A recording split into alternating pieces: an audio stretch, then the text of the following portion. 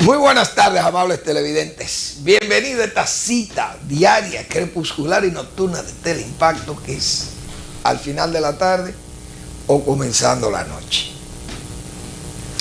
Bueno, vamos a iniciar el programa. Realmente, uno sabe que este es un tema tan gastado, el tema de la corrupción. Pero siempre tendrá que hablarse sobre la corrupción, porque entonces si eso nos callamos todos, entonces el destino será peor, porque ni siquiera temores se pueden dejar en los que cometen actos de corrupción, por lo menos para que se aplaquen o no lo sigan haciendo, o si lo hacen, que lo hagan con más, diríamos, con más sabiduría, si cabe la expresión, o la aberración. Porque yo he dicho muchas veces aquí, señores, desde el Estado hay que saber hacerlo mal hecho, bien hecho, para usted por lo menos salir, no indemne, pero por lo menos salir con cierta, diríamos, con cierto comportamiento no tan, diríamos, tan a la vista cuestionable. Porque hay gente que exhibe su riqueza y exhibe todo lo que consigue, lo exhibe, porque como no hay quien les requiera nada, sigue la fiesta corrupta a todos los niveles, sector privado, sector público. Pero ¿qué pasa? Nosotros que tenemos una concepción insular, los dominicanos, siempre hemos cuestionado la corrupción dependiendo del gobierno que esté dirigiendo la nación. Somos más o menos críticos con respecto a la corrupción. Y aquí lo hemos notado bien claro. La corrupción en el gobierno del Triunvirato, por ejemplo, yo recuerdo que si usted lee todas las cosas de la época, aquella famosa cantina militar y el contrabando era una cosa, eso era normal, eso se hizo normal. La corrupción ¿de quiénes? Políticos y empresarios. Los dos, era un simultáneo entre políticos y empresarios ser corruptos. Es decir, en esa oportunidad se podían haber levantado los grandes capitales nacionales, eso se borra y ya, y pasó eso, vino la guerra de abril y como que borró a los corruptos. Otra generación, llega Balaguer, entonces Balaguer, que fue tolerante con la corrupción para gobernar un país en la situación que estaba este país, no solamente de pobreza del país, sino la pobreza de la gente, porque aquí no había clase media. Y esto quedó arruinado de tal forma que había que salir a camino como fuera. Balaguer instaló un régimen buscando lo mejor y confiando en lo mejor, pero hubo gente que se desvió del camino y otros que siguieron el camino recto. Yo me he cansado de mencionar aquí lo del camino recto, pero hubo gente, no hay duda, que cogió el camino curvo o con los meandros, porque el camino civilizatorio no es recto, tiene meandros, como dicen, porque es que no es fácil controlar a la gente. Joaquín Balaguer montó un régimen de 12 años que ha sido hasta ahora, pienso yo, el más vilipendiado con respecto a la corrupción. Ustedes me han oído a mí señalar con vehemencia o con vehementísimo empeño todo lo que ha sido gente seria de ese régimen tan en medio del lodazal como estuvo el régimen de Balaguer en los 12 años. Sin embargo, fíjense que de esas críticas severísimas que se hacían a ese régimen de los 12 años de Balaguer, no solamente por ser represivo, que fue casi una obligación llevarlo ahí, porque fue un régimen que desde que se instaló fue bajo fuego, como dicen. Entonces, siempre se dijo que Balaguer fue tolerante para que la clase media surgiera, bueno, y que todo eso se permitió, todo eso, diríamos, esas inconductas que hubo, no es verdad, porque ahí hubo, repito, decenas de funcionarios que salieron de ahí limpios de cualquier señalamiento que se le quisiera, libres de advertencia, incólumes.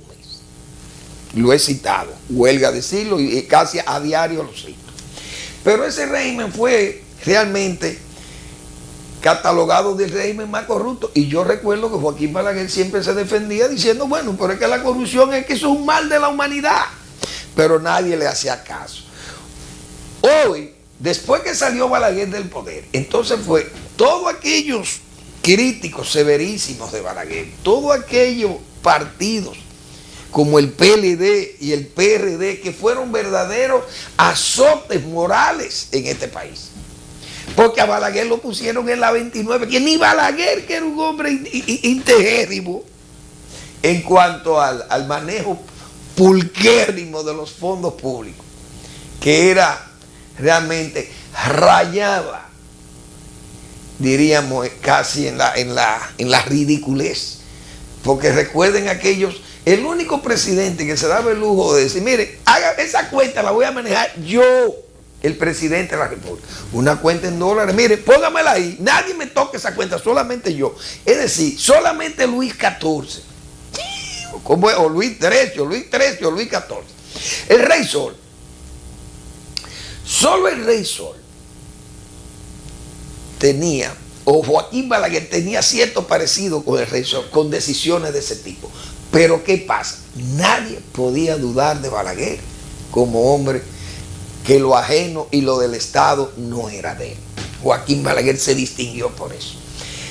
Entonces manejó aquella cuenta en dólares, revisó el contrato de Falcon Bridge, una decisión realmente que puso a prueba el carácter nacional, cosa que hace años que no vemos eso, porque ni siquiera con las injerencias descaradas de las potencias con respecto al tema migratorio hemos visto una postura de exigencia nacional por el carácter nacional. No, lo que hemos visto es una postura con lo que nos ofende, aproximarnos a las posturas de los que nos ofenden. Y a los que defienden eso, como yo he dicho, vigilarlo, porque alertan de los peligros, son peligrosos. Bueno,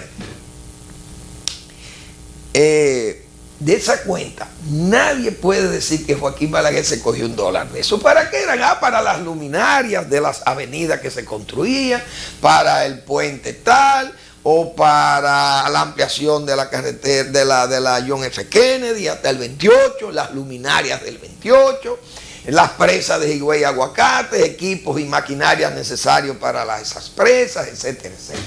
Eso era lo de Balaguer. O dinero para el acueducto Santo Domingo, o para el acueducto de Santiago, obras realmente, señores, que se le aprieta el pecho a cualquiera de estos gobernantes de ahora que se le importa coger 4 y 5 mil millones de dólares prestados como nada. Balaguer no hacía uso de ese dinero, de la bóveda extranjera.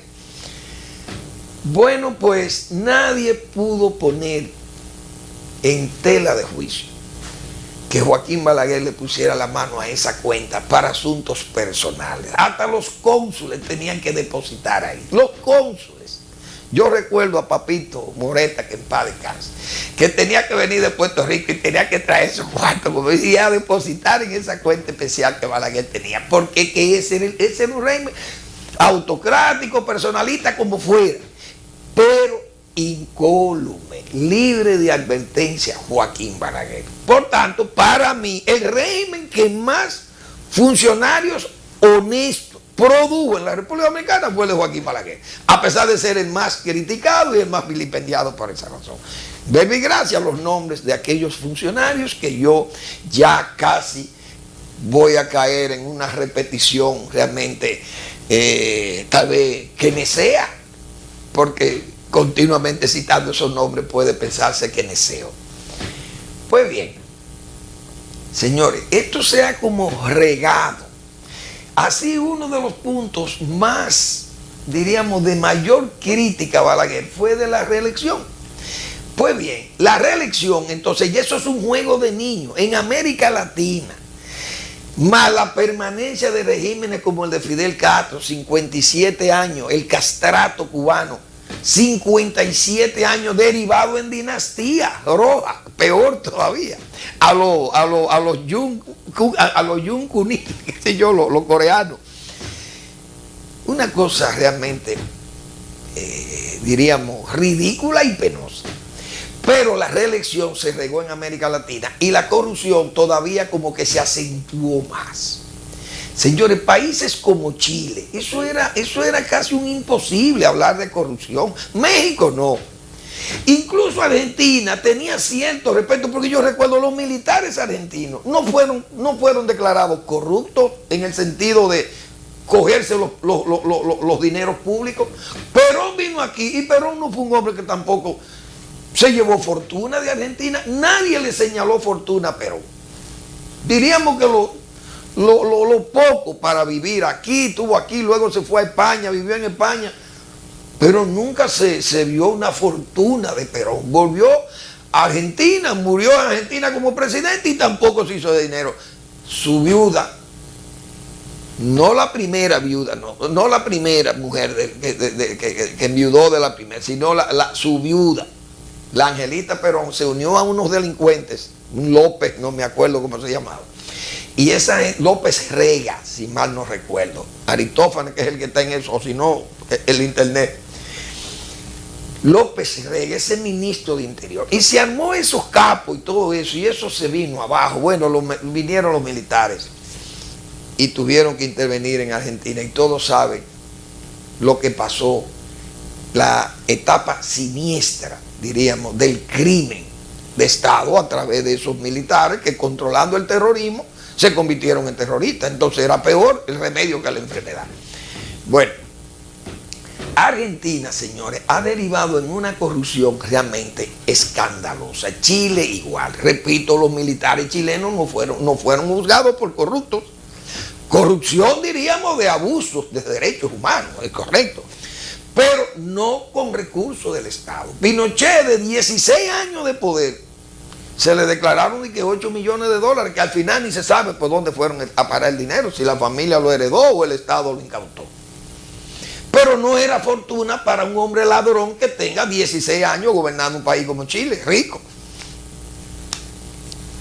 Los militares, la mayoría de los militares chilenos, fueron juzgados o señalados por arbitrarios, por represivos, no por corruptos. Bueno, ¿qué ha ido pasando en América Latina? Señores, los partidos más, diríamos, más críticos de esa son los partidos que se han hecho el hazme reír. Y yo no voy a poner el ejemplo solamente de República Dominicana, que aquí sí es verdad que tenemos ya un PhD en estos asuntos, un doctorado en ridiculez de aquellos críticos severísimos de la corrupción y que han caído vencidos por ella, abrazado a ella, no vencido por ella, no, abrazado a ella. Abrazado como el Dios dinero. El Dios dinero. Entonces, fíjense las grandes fortunas, los grandes desfalcos al Estado, incluso por familias presidenciales. Una cosa realmente escandalosa. Cosa que aquí se vio en la era de Trujillo, que fue la familia de Trujillo, se hizo cargo del Estado. Pero la familia de Ulises Heró no se hizo cargo del Estado. La de Heró, ni la de Luperón, ni la familia de Balaguer, ni la familia de Vázquez, de Horacio Vázquez, por poner aquellos ejemplos. No me voy a meter ahora para que después no digan que Manuel Fermín está haciendo críticas muy severas a gente, porque al final termino delatándolos. Pero las cosas que se han visto en República Dominicana después de Balaguer, porque ese era, repito, el referente mayor del corrupto en la República Dominicana, del régimen corrupto, por todas las cosas que hemos visto realmente, eso eran, como se dicen, pubertos, niños de cuna, lo que tenían para aquellos tiempos. Resulta que en Sudamérica, señores, no escapa nadie a la corrupción, excepto Uruguay. En Uruguay hay que decir que el presidente Tabaré Vázquez y Mujica, el expresidente, Vázquez en doble gestión, no se ha señalado un acto de corrupción, cosa que le eleva. Y hay que respetar a Uruguay, que siempre ha sido un país así. Porque Uruguay no es la Suiza de América, la verdadera Suiza de América siempre se dijo de Uruguay. Chile, fíjense cómo la Bachelet cayó, lamentablemente, porque su hijo y la nuera hicieron unos negocios rarísimos de corrupción en Chile. Y eso prácticamente la ha liquidado en asunto de aprobación de su gobierno. Yo creo que no llega ni a un 20%. Lo de Brasil no tiene parangón. Pero ¿qué ha pasado? Creo que Correa, el de Ecuador, más o menos ha tenido cierto manejo con seriedad también. Pero los demás regímenes, en Argentina, por ejemplo, eso es una cosa que realmente mete miedo. Los Kirchner que llegaron a Argentina con una aureola de que, bueno, señores, vamos a arreglar esto porque Argentina está en unas condiciones que no puede. No hay un argentino que salga libre de advertencia. Están todos comprometidos con el escándalo. Bueno, los Kirchner se vieron la solución, fue gente que llegó a solucionar problemas, a echarse unos problemas serísimos encima. Y sacaron a la Argentina con medidas heroicas, la sacaron a camino de nuevo. Pero ¿qué pasa? Lo venció la corrupción. El marido y la mujer comenzaron con unos negocios de unos hoteles y se asociaron unas aves de carroña, unos carroñeros ahí, Argentina que no es escasa en esos tipos. Que ya ahí está la Dangueta y todas esas mafias italianas llegaron en 1880 a la Argentina. Desde 1880 a 1950, a 1930, llegaron más de 2 millones de italianos a la Argentina con todas las mafias de Italia. Llegaron y se asentaron allí. Imagínense ustedes lo que era la Argentina o lo que ha sido Argentina. En resumen, los Kirchner han salido como grandes depredadores del Estado argentino. Señores, el escándalo que hay en Argentina hoy, 500 millones de dólares girados por la presidenta a paraísos fiscales y cosas. ¿Quién rastreó ese dinero? Los buitres, los famosos fondos buitres de Wall Street, los acreedores de Argentina, rastreando fortunas, se encontraron con 500 millones de dólares. Le dieron la información al gobierno de los Estados Unidos. Y el gobierno de los Estados Unidos se lo ha dado allá. Y ahí hay un periodista que se llama Jorge Lanata, que se llama Periodismo para Todo, tiene ese programa. Y eso es una denuncia viva, igual que el Clarín, el periódico El Clarín. Y le han puesto en primera página 500 millones de dólares a la señora Kirchner, aparte de un señor Báez. Y hay unos grupos de delincuentes que realmente eso mete miedo lo que ha pasado en Argentina con la corrupción. Yo no voy a hablar de los reeleccionistas de Perú. Ahí está este señor Fujimori cumpliendo condena. Todo eso eran ejemplos. Menem, un ejemplo del peronismo. Pero ¿y Venezuela? En Venezuela, señores, eso es otro caos de corrupción realmente. Porque, vamos a ser sinceros, el chavismo derivado en madurismo, diríamos, es una enfermedad que ha golpeado el cuerpo sano de Venezuela. Porque Venezuela era un país que, aunque era lleno de corruptos, es verdad que estaba lleno de políticos corruptos, pero Rafael Caldera era una especie de Balaguer allí. No era Carlos Andrés Pérez, Rafael Caldera, no es verdad. Rafael Caldera fue un hombre honestísimo, honrado, probado. Herrera Camping fue un hombre probado. Los demócratas cristianos venezolanos, por lo menos los dos presidentes que tuvo, fueron presidentes serísimos. 3 gestiones de presidencia y 2 de ellos, 2 presidentes. Herrera Campín y Rafael Caldera, que fue 2 veces presidente de Venezuela. Ahora, uno sabe lo que fueron los adecos y muchos derivados social cristianos que se fueron a pique ahí. Pero Pekov fue un hombre serio del movimiento al socialismo, Teodoro Pekov, y muchísima gente que venía de una izquierda moderada que derivó de luego apoyando a Caldera en aquella convergencia. Pero el chavismo, con esa política de consolidar ese populismo autoritario y consolidar ese régimen sobre la base ideológica de un pretenso socialismo siglo XXI. Señores, la corrupción se instaló de tal forma que en Venezuela es una corrupción con una estructura, diríamos, superior de poder allí, donde es como indesmontable, aquello no se puede desmontar, es toda una estructura, diríamos, un entramado mafioso que se ha instalado allí, que como la figura mítica del chavismo, Chávez no era un hombre que daba demostraciones de ser un hombre ambicioso por el dinero, porque nunca se le vio, no sé si sus familiares parece que viven en condiciones muy bien, pero Chávez nunca dio prueba de ser un hombre, diríamos, que le gustaba hacer alarde del dinero. Esa es la verdad. Lo daba mejor. Se ocupó de la región y no se ocupó de Venezuela. Esa es la verdad de Chávez. No fue opulento. Este tampoco es opulento, Maduro.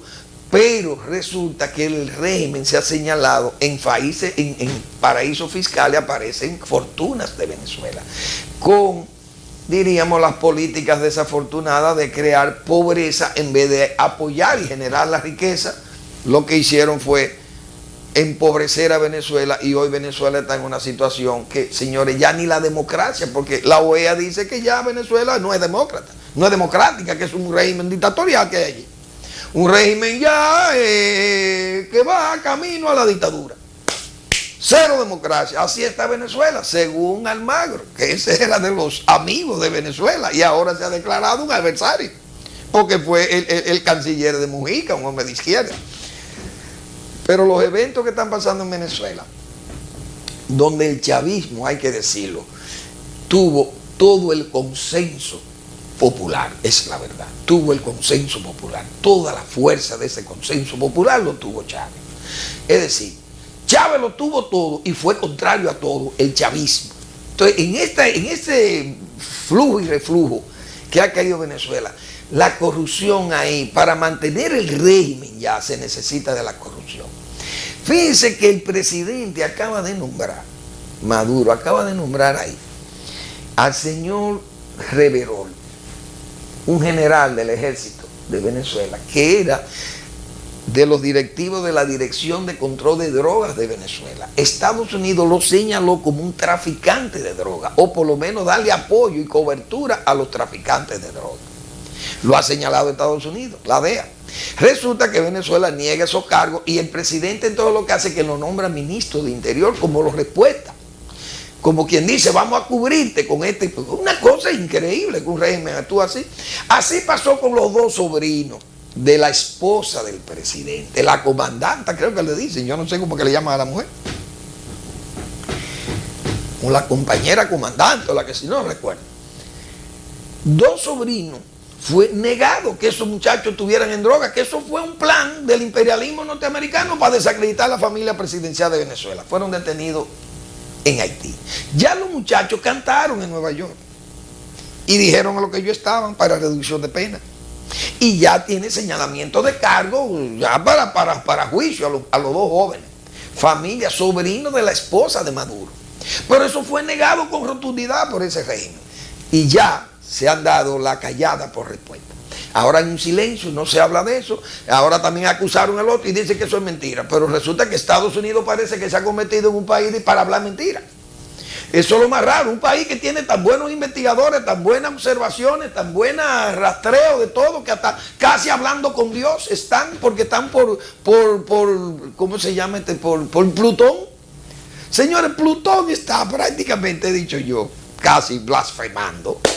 Está cerca de Dios, eso es el paraíso allá, eso es la gloria, donde está Plutón, porque eso está ahí en los confines del universo. Es decir, la NASA está prácticamente hablando con Dios ya. Entonces Estados Unidos necesita estar hablando mentirillas para señalar gente de Venezuela o de Cuba, lo han señalado de todos y de aquí. ¿A cuánta gente no le quitó Estados Unidos, militares dominicanos, le quitó la visa por asuntos de estar ligados a asuntos de narcotráfico y corrupción? ¿A cuántos no se le han quitado la visa? Y pregunto yo, ¿y Estados Unidos lo ha hecho para derrocar el gobierno dominicano? ¿Lo hizo para derrocar el gobierno de Leonel Fernández o el gobierno de Hipólito Mejía? ¿Lo hizo Estados Unidos? No, simplemente Estados Unidos tiene su forma. Pero no es verdad que los americanos mienten en todo, eso no es verdad. No es verdad. Sus agencias se pueden prestar muchísimas cosas y a muchísimas componentes, es verdad. Y mienten, es verdad también. Pero no en todo se puede mentir, porque usted no puede estar mintiendo continuamente en todo, vivir haciendo el ridículo. Nadie le va a creer a Estados Unidos. Ni a la NASA le van a creer que anda buscando los mundos de Plutón o que asentó hombres en la Luna. Nadie se lo va a creer a Estados Unidos, si fuese así. Ni a Einstein le hubieran creído nada, su trabajo científico de Einstein tampoco. Es decir, la corrupción, señores, ha ido permeando todo. Es el planeta que está corrupto. En China tienen que continuamente estar ejecutando. Ahora en Filipinas hay un presidente ahí que está al borde de romper con la ONU, porque el hombre tiene unos métodos realmente, son métodos de la época. ¿Y de quién sería? Habría que hablar de la época de Nerón, ¿será? Porque el hombre no juega con narcotraficantes, delincuentes, etc. Él mismo no sale a ejecutarlo, el presidente de Filipinas. Porque Lee Kuan Yew, por lo menos en Singapur, bueno, se estableció por ley. Señores, el que lo agarren con droga aquí lo fusilan. Aunque sea hijo de Lee Kuan Yew, el primer ministro, el gobernante de allí. En resumen, esto viene porque además República Dominicana, que como repito, fue señalado como uno de los países más corruptos del área, ustedes verán ese castrato después. Den que ese régimen caiga. Que los Castros se mueran, porque hay que esperar que se mueran, porque ya esa gente es la cama que se va a decidir, en el alcoba que se va a decidir el destino de Cuba. Ustedes verán los escándalos que van a surgir de ese régimen de 57, o tendrá 60 o 60 y qué sé yo cuántos años cuando muera Raúl, o esté impedido ya de estar en el cargo. Que lo más probable es que venga Alejandro, su hijo, que es el que va en la dinastía. Pero todo aquello, ustedes verán cómo se va a conocer de los desórdenes financieros y todos los trucos que hubo en ese régimen. Pero saldrá. Fíjense ahora, me llamó mucho la atención que en Francia acaba de, diríamos, proponerse a los franceses otro corrupto como candidato a la presidencia. Fíjense que aquí nosotros vimos casi el retorno de uno de los regímenes más corruptos que ha tenido la República, que fue el de Hipólito Mejía. Y fíjense casi el retorno de Hipólito Mejía, que llegó, diríamos, a las puertas del palacio, llegó a la colina de la Doctor Báez, llegó tan cerca del palacio. Si Leonel Fernández y su gobierno no meten, como se dice en lenguaje coloquial, todo el brazo a favor de Danilo Medina, candidatura que todo el mundo sabe que en el 12 estaba realmente muy rezagada, Hipólito Mejía hubiera sido presidente de nuevo.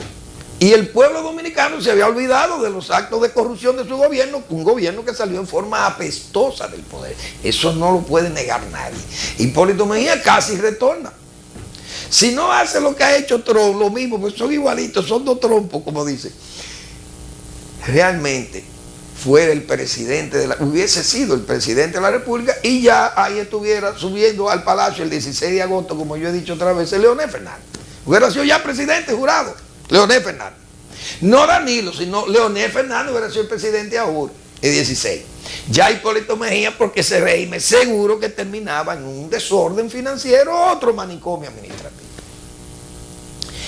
Bueno, pues en Francia, el señor Nicolas Sarkozy, que es uno de los hipócritas más distinguidos de Europa, o más prominentes de Europa, aparece ahora que él es candidato por la derecha francesa, o el centro, no, la derecha no, sino diríamos el gaullismo, o el centro francés. Una derecha moderada, tipo el PP de España.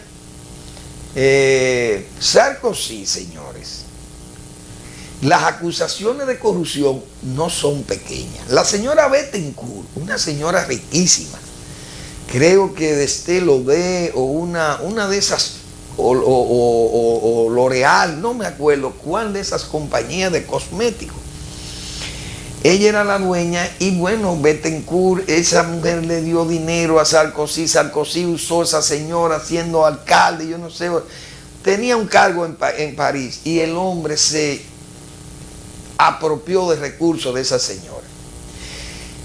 Sarkozy, por ese caso, acusado de corrupción severísima, una corrupción fea de verdad, el hombre trató de comprar a un juez, Gilbert Acibet, es un juez, y le ofreció a ese señor un puesto en Mónaco, Sarkozy siendo presidente, a Gilbert Acibet, un señor que parece que es un juez muy serio, pero para tratar de comprarlo por vía del uso de las influencias, le ofreció ese cargo en Mónaco. Pero también fue acusado del delito de falsificación del derecho profesional, algo así, o sea, de la violación del derecho profesional. Un delito en Francia también. Entonces, ese señor, que además de eso recibió fondos para candidatura de Gaddafi, de Anwar al-Gaddafi y de sus hijos, hoy se presenta allí como candidato de Francia, y Francia lo elegirá, porque Holanda, el pobre, salió un candidato, un presidente muy débil. Sarkozy, señores, es tan hipócrita y tan cínico, diría yo, que es capaz de plantear como Donald Trump que él es un anti-inmigrante. O sea, él como presidente que fue de Francia, se prestó, él y Berlusconi, el primer ministro de Italia, se prestaron a incendiar asentamientos de romaníes.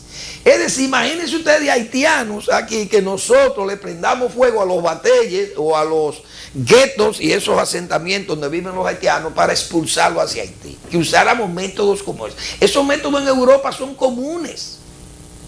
En Calais, lo vimos también en Calais, un puerto que va en el Canal de la Mancha, que va hacia Inglaterra. Y ese señor se prestó a todas esas bellaquerías en Francia. Bueno, pues ahora él se declaró anti-inmigrante, porque la derecha francesa ha ganado espacio con eso, los Le Pen. Un señor que su padre es húngaro, oigan bien, el papá de Sarkozy es húngaro. Su abuelo materno es un judío de Tesalónica, eso es la zona de Macedonia o Grecia por allá. Y su mujer es francesa, italiana, oigan quién habla de inmigrante. Sarkozy, es decir, un hipócrita de marca mayor. Pues ese señor puede ser presidente de Francia de nuevo. Ese nos va a dar a nosotros lecciones de seriedad. Imagínense ustedes cómo anda el mundo y cómo andan estos países realmente, que da pena, realmente que da pena, porque la corrupción lo ha absorbido todo. Y en República Dominicana yo no tengo que poner casos, porque sería huelga decir eso, porque aquí todo el mundo conoce qué ha pasado con los graves casos de corrupción de este país, que nadie le ha hecho grande fortuna sacada por familias presidenciales que han sacado fortuna a saco del Estado y nadie le preocupa eso. Aquí depende quién sea la persona que esté en la oposición y quien esté en el gobierno. Casos de corrupción tan graves como el de AES, el de Big Water, están por encima del de los tucanos, pero en cientos de millones de pesos, 300 millones de dólares, uno, y otro 26 millones de dólares, sobrevaluados los acueductos de Macorís, Nagua y San Cristóbal. Pues a eso no le interesa. Lo que le interesan son 100 millones de Félix Bautista, que son muchos también y hay que perseguirlos. Si es verdad que los tiene tomados de los recursos públicos. Y además, entonces buscamos 3 millones de los tucanos repartidos que aparentemente en un ejército de gente, repartidos los 3.5 millones de dólares por las citas que hay. Entonces tenemos 300 pedidos ahí y nadie lo quiere.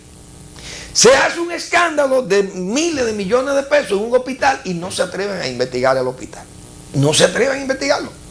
Porque entonces está el gobierno de ahora. Entonces el gobierno de ahora no puede estar en las 4 esquinas. Pero resulta que ahí está el DINAPA entonces, que son 1000 y pico de millones de pesos. Y aún coronel que anda por ahí con 3.5 millones repartidos para, repito, para un ejército. El hombre tiene medida de corrección y el otro anda suelto. Así que no nos vamos a entender aquí. Casas presidenciales, casas de presidente, helicópteros, aquí ha habido de todo. Sacado del Estado a saco y a nadie le llama, o a muy pocos le llama la atención. Vamos a una breve pausa y regresamos.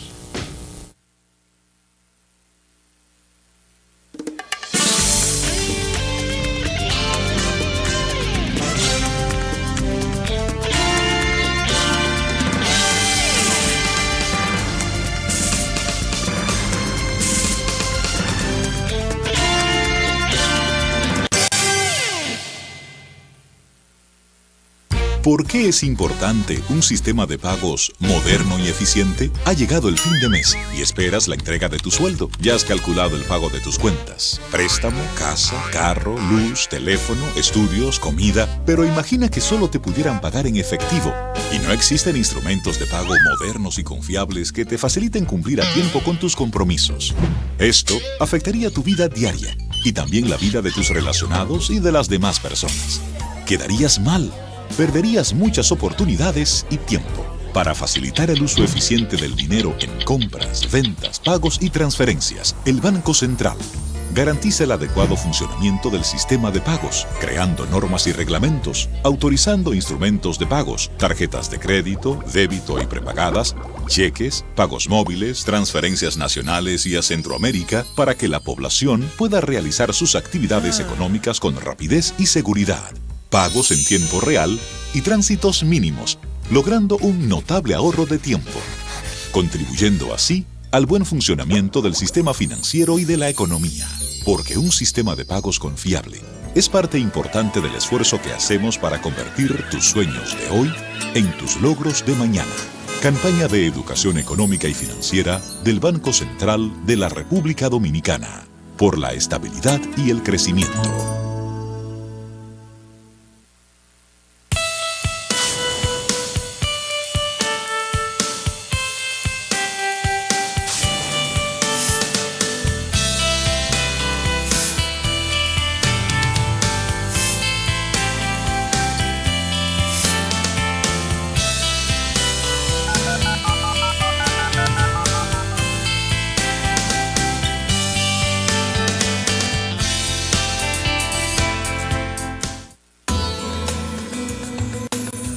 Se vende en este paraíso 22.000 metros cuadrados. Puerto Escondido, Samaná. A solo 100 metros de la playa y a 5 minutos del pueblo de Samaná.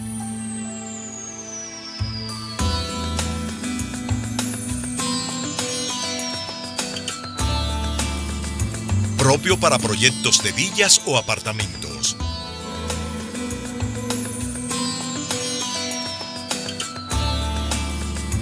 Para más información, llamar al 809-531-7400 o al 829-346-0342.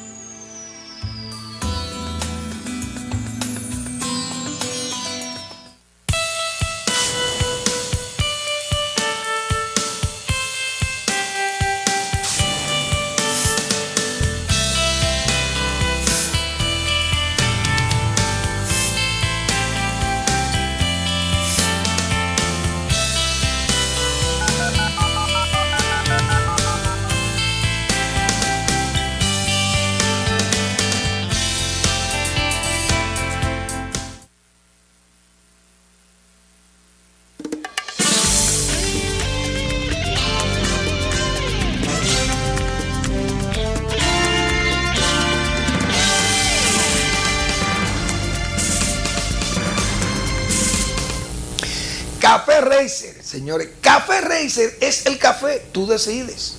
Ese es el bar, pero tú decides. Ahí se va a planear negocios, se va a compartir con amigos. Usted puede fumar, tomar trago, comer ligero, compartir con damas, hablar de velocidad en motocicletas de alta cilindrada o vehículos de alta cilindrada. Es un bar para usted compartir sobre temas de juventud. Esa es la verdad. Y la juventud está de moda, decía el padre Cavaloto, entonces todos seamos jóvenes. Claro, sin ser rebeldes como los jóvenes. Ya los que estamos maduros no tenemos que ser tan rebeldes como los jóvenes, como decía el doctor Marañón. Yo creo que era el doctor Marañón, sería Marañón, que decía que como usted quería que un joven no fuera rebelde. Si usted quiere que un joven no sea rebelde, usted no quiere ver los jóvenes, porque que todos los jóvenes son así, y es la verdad. Bueno, señores, fíjense lo que es un ambiente de corrupción. Cuando uno percibe las cosas como que todo anda detrás, la corrupción anda detrás de todo y anda como esa especie de fantasma. El rey Juan Carlos vino al país. Un hombre que no sale de España ya, porque es un rey emérito. O sea, ya él tiene problemas de locomoción, un hombre que lo han operado varias veces de la cadera.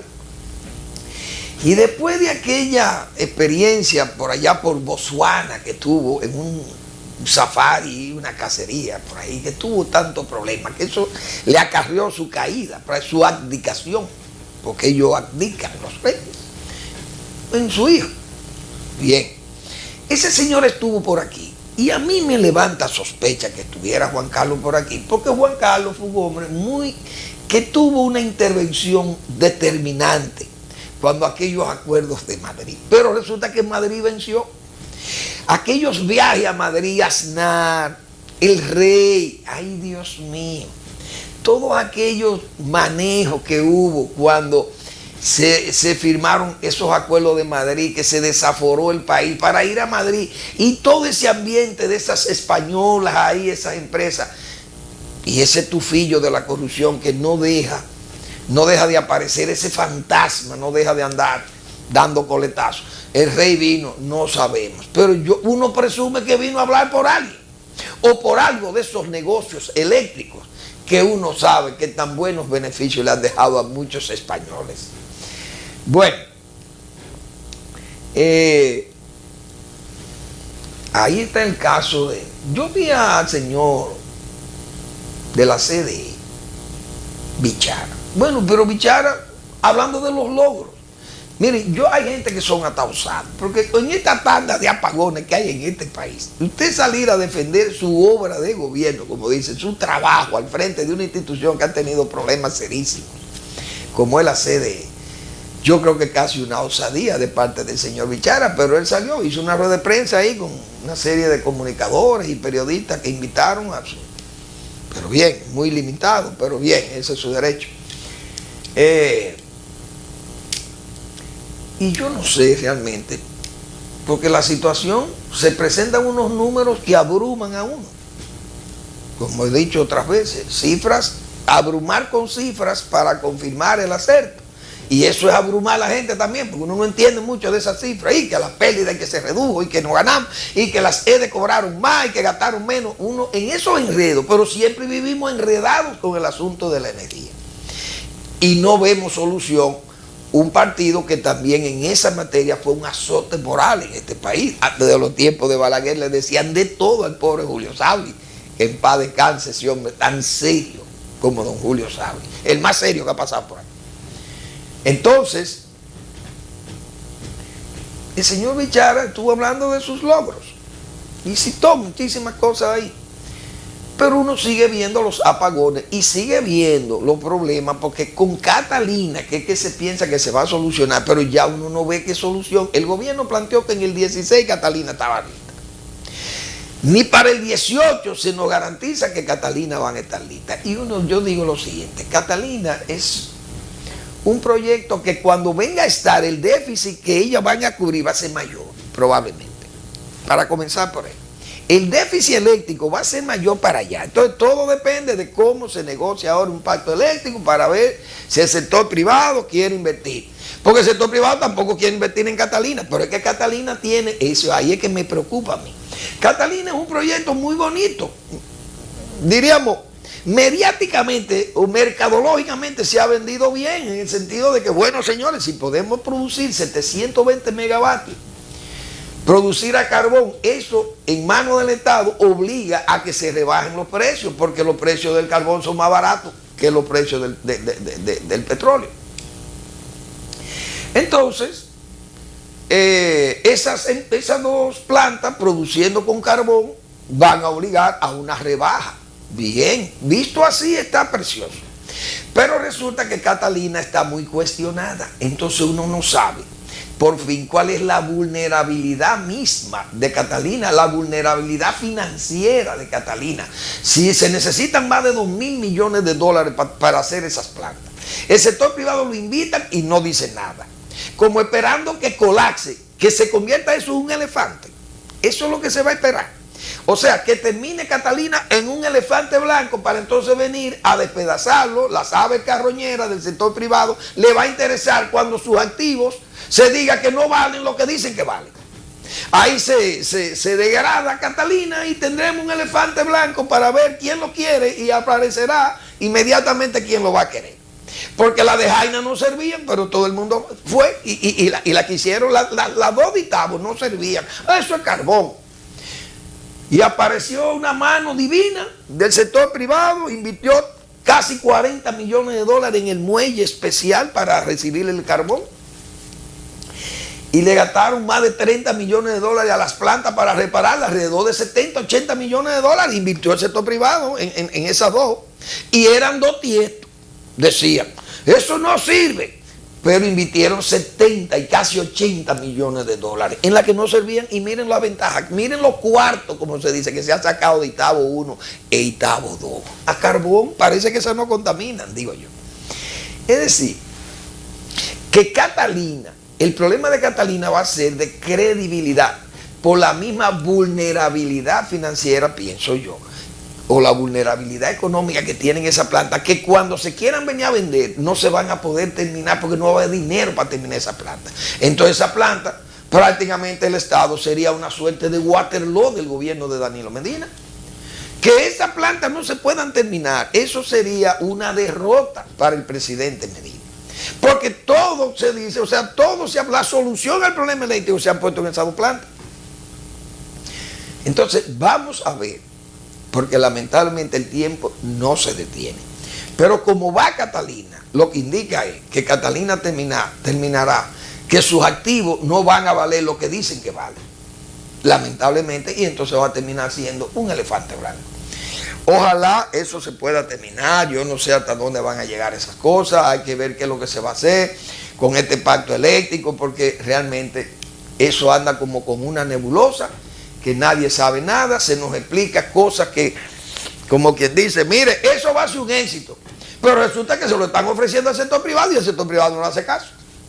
Porque ¿cómo es posible que en un negocio bueno no haga caso el negocio? El Estado, bueno, pero está bien, el Estado, dice Bichara, no, pero tienen que pagarnos el valor que está ahí, porque no es que eso sea depreciado, no es el valor que tiene, sí es verdad, pero van a decir que los activos no valen eso.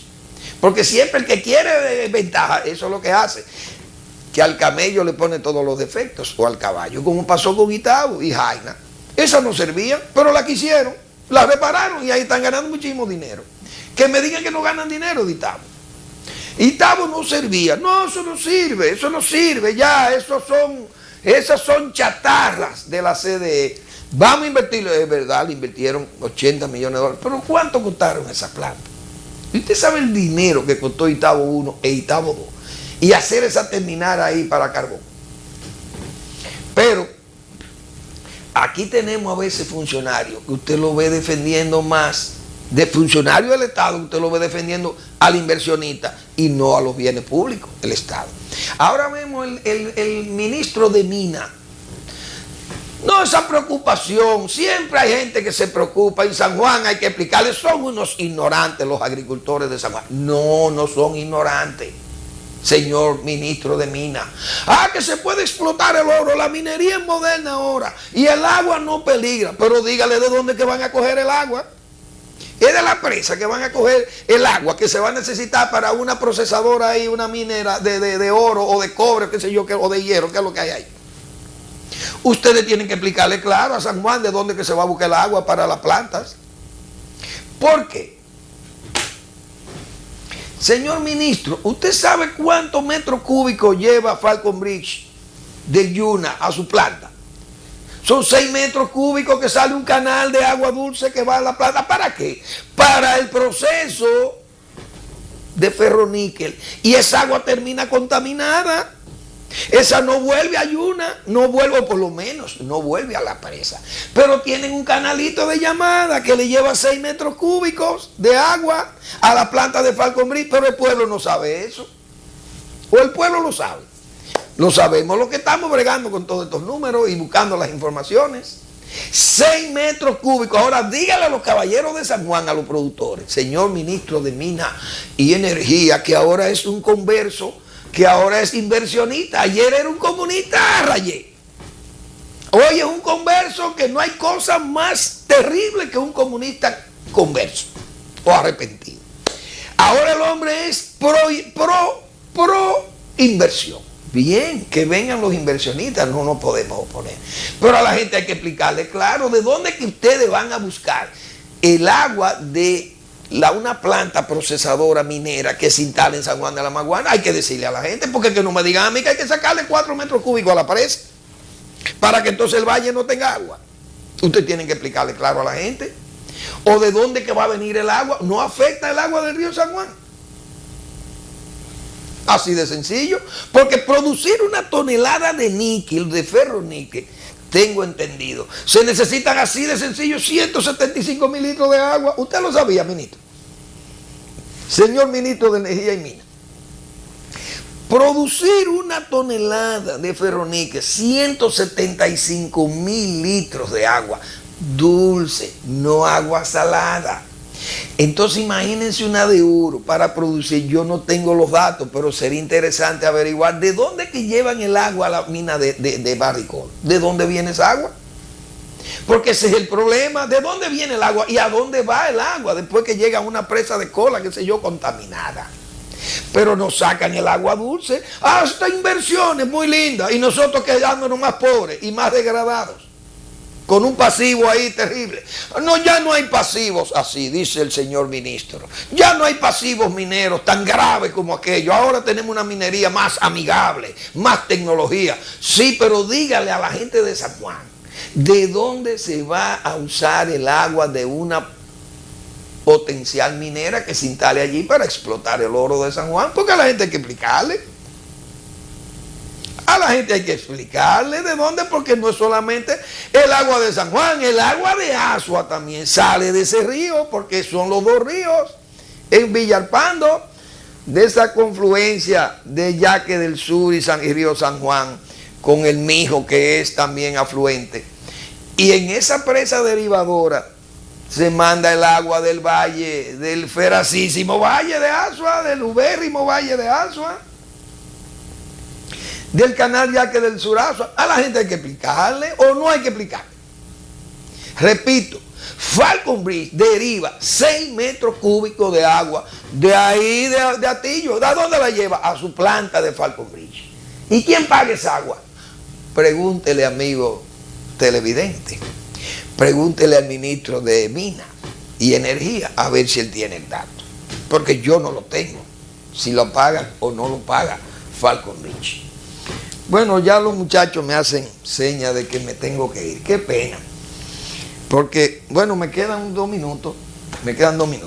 Señores, yo dije aquí, fíjense cómo la indiscreción de los dominicanos es la cosa más grave de la cual padecemos nosotros.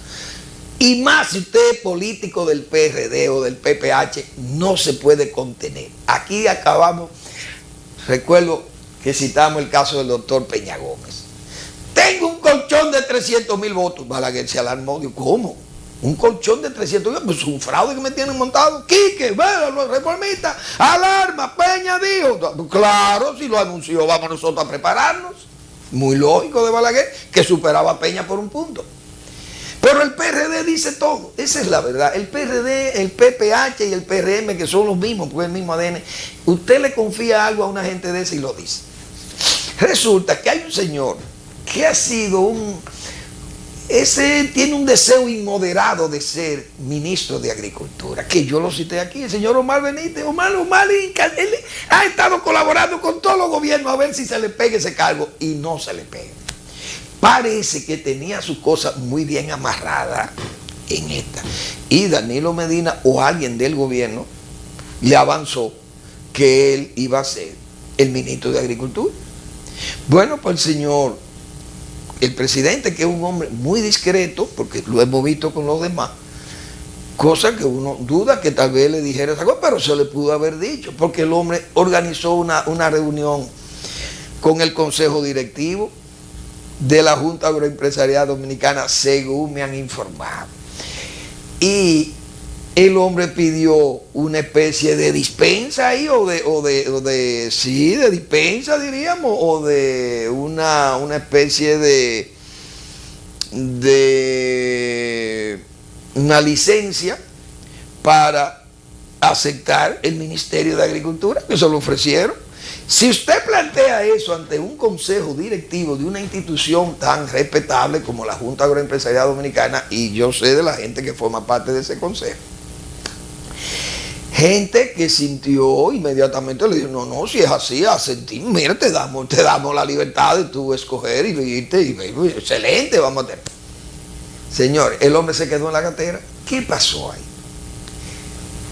Dijo lo que no tenía que decir, se adelantó. Entonces, por eso es que usted tiene que tener mucha disciplina para los cargos públicos, porque es que el hombre de Estado no puede ser una persona de esto, como se dice en lenguaje más que coloquial, en lenguaje tabernario. Usted no puede ser un gallo loco, no, ni desesperarse, ni ponerse, porque es que eso es asunto de ser un hombre de Estado. Usted tiene que ser un hombre frío, usted no se puede desesperar, no puede sudar. Los hombres que sudan, usted no lo ve, los jefes de Estado no sudan. Los hombres, Balaguer, yo nunca vi a Balaguer sudando. Usted no ve a Leonel Fernández que con un pañuelo secando del sudor. Ni siquiera a Danilo Medina usted lo ve con un pañuelo. El presidente usted no lo ve que sacando un pañuelo para secarse. Esa gente son fríos, tranquilos, porque están preparados para eso. Bueno, pues el hombre se quedó en la gatera. Cosa que nos alegramos, porque ya nosotros habíamos advertido aquí que el hombre estaba haciendo hasta gabinete, según me informaron, y yo lo anuncié antes del 16, porque yo iba a ser, no de los votados, porque a mí no me votan, porque yo me voy, pero probablemente ya yo estaba en lista de votados, como dice. ¿Qué me importa? Eso importa, eso es una tontería. Uno se va de un cargo público, se va de eso, nada, que tenemos ya experiencia en todas esas cosas. Pero cuando usted ve gente tan inexperta, gente que no tiene realmente esa disciplina, fíjense cómo cae. Parece que el hombre le ofrecieron y lo dejaron en la gatera. No salió. Bien, señores, gracias por preferirnos. Y nos vemos mañana en otra entrega de Al Final de la Tarde o comenzando la noche.